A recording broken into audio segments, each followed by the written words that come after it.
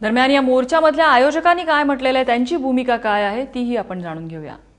OBC समाजासाठी आम्ही नेहमी करता झटत असतो. साहेबांच्या मार्गदर्शनाखाली ओबीसी समाजाचं काम करण्याचं भाग्य आम्हाला मिळालेलं आहे. ओबीसी समाज हा इतका दुखावला गेलेला आहे सध्याच्या परिस्थितीत की ओबीसी समाजाला प्रत्येक यांनी टार्गेट केलेलं आहे. आमची मागणी आहे की ओबीसी मधून 1% सुद्धा इतर समाजाला आरक्षण देऊ नये आणि भुजबळ साहेबांना लवकरात लवकर सोडावे.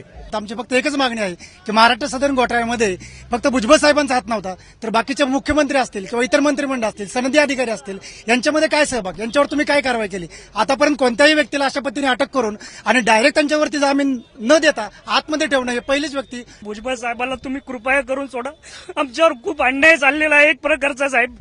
भुजबळ साहेबाचा आम्ही समर्थक आहे. आम्हाला आरक्षण नको. जे माणूस आमच्यासाठी लढला त्यांना फक्त तुम्ही सोडवा, एवढी माझी विनंती आहे साहेब.